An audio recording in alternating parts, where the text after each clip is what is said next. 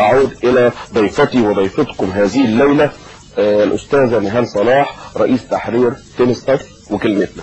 طبعا عمرنا ما جبنا كلمتنا دي خالص ولا تنس طاف، لكنها موجودة ومقروءة ولها جمهور من الشباب. أهلا بيكي ومنورة. جمهورك مين في كلمتنا وتنس طاف؟ تنس طاف بقالها 13 سنة. 13 سنة احنا معرفش عنها حاجة. وكلمتنا بقالها 8 سنين. 8 سنين. وصول منتظم. وصول منتظم شهري متواصل. شهري متواصل. تنس طاف تخاطب الفئة اللي ما بين 13 لحد 21 سنة. استاذنك كده. اتفضل.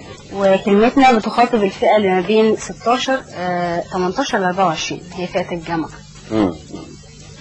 ودول يعني ايه بقى؟ دي فكرة المجلات. منال المهدي الحقيقة لما فكرت تعمل المجلتين دول فكرت ان هي يبقى مساحة للشباب ان هم يعبروا عن نفسهم شوية.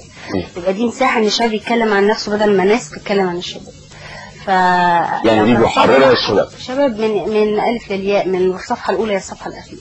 ما عندكوش حد شعر ابيض، ما عندكوش حد عجوز، ما عندكوش حد الكلام ده خالص. هم عندنا ناس ليهم خبره وبناخد ارائهم دايما في المواضيع المختلفه، وكتاب كتير قوي عارفين المجلتين وعارفين التجربه اللي فيها، وبيحاولوا بكل الجهد سواء بندوات داخل المجله او بدورات تدريبيه يساعدوا يدربوا شباب. عشان نعرف شويه بس الناس بتنس طاف وكلمتنا، يعني ايه المسيطر على عدد الشهر ده من كلمتنا؟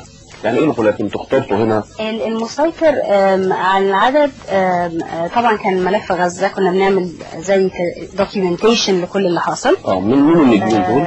انجلينا جولي وبراد بيت، والاثنين ليهم عشان كان عدد الفالنتاين برضه، فاحنا ما اتكلمناش عن الفالنتاين كتير عشان موضوع غزة، لكن هم اللي بيجمعوا حاجات كتيرة عشان هم نجوم، ولكن لن ينسوا مسؤوليتهم تجاه المجتمع، مش مجرد المجتمع الامريكي ولكن المجتمع العالمي. ليهم دور فعال وناشط جدا في مساعده الناس اللي متضرري الحروب ومتضرري الكوارث الطبيعيه، وفي نفس الوقت هم ايقونه للحب الرومانسي، رومانتك كابل، ده بس رومانتك كابل معروف في السينما الهوليووديه. فاحنا خليناهم ايكون ان هم جمعوا كل حاجه، جمعوا الحب وجمعوا النجوميه وجمعوا المسؤوليه. طب وتنس طاف؟ تنس طاف كان برضه ليها ملف دوكيومنتيشن عن غزه، وكان ليها العديد من المواضيع بقى اللي هي بتتحكم فيها حاليا، وهي المشاكل اللي بتسيطر حاليا بين الشباب وبعضهم، الصداقه صحوبيه بين الشباب واهله، ازاي شايفين اهاليهم دلوقتي، ازاي بيعانوا من بعض الانفصال داخل الاسره. زي ايه مثلا يعني العدد؟ مثلا عندك هنا في مقاله واحده تعرضت للتحرش، harassed but fought back، أمنية رجائي، وهي كتبت ان هي عن تجربتها كامله، حصل ايه وازاي تعمل.